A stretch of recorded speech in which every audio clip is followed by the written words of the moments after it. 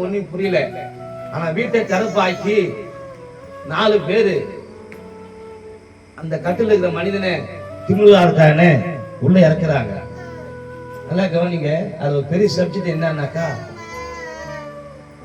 திமிர்வாதக்காரன் அவன் பல நாள் திமிர் குடிச்ச வியாதி தான். ஆனா இறக்குற அந்த 4 பேரு அவங்க யார் தெரியுங்களா? ரட்சிக்கப்படாத ஒரு நபர். ஹல்லேலூயா. யாரு?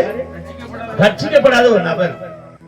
ஆனா இயேசு பல நாள் இந்த வீட்டுக்கு வந்தனால அவனுக்கு காதுல கேட்க கொண்டு இருக்கிறாங்க. இயேசு வராரு, அநேக அற்புதம் நடக்குது, அனைவரும் வியாதிசம் குணமடைகிறான், மருத்துவரை எழுப்புறாரு, இப்படி படுத்து படிக்க அவனை எழுப்புறாருன்னு சொல்லிட்டு அவன் கேள்விப்பட்டு இந்த 4 பேருக்குள்ள உலகாத்தான் தான் அவன் நல்ல ஒரு நபரு கிடையாது. ஆனா அவனுக்குள்ள ஒரு விசுவாசம் வந்தது. என்ன வந்தது? விசுவாசம். இயேசு வந்து விட்டாயா, இந்த திமிர்வாதக்காரனை கொண்டு போய் சுகப்படுத்தணும். ஹல்லேலூயா. ஏசப்பா என்ன வழிமா? ஜீவனுக்கு வழி இயேசுவே. இந்த ஜெப வீட்ல இயேசுக்கு வந்திருக்கிறார். ஹல்லேலூயா.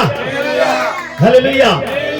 நிச்சயமாவே இந்த சத்தியத்தை கேட்கிற நபர்களே, இன்றைக்கு இயேசு வந்திருக்கிறார். நான் 4 மாசமா இங்க ஜெபத்துக்கு வரேன் சொல்றாரு. கை தூக்கி பார்க்கலாம்.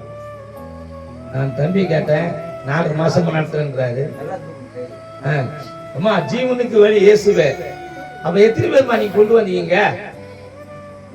2 பேர் கொண்டு வந்தையா? நான் ஒரு ஆளை கொண்டு வந்தேன். நான் ஒரு 5 பேர் கொண்டு வந்தேன்னு சொல்றாரு. கை தூக்கி பார்க்கலாம். ஜீவனுக்கு வழி இயேசுவே. இந்த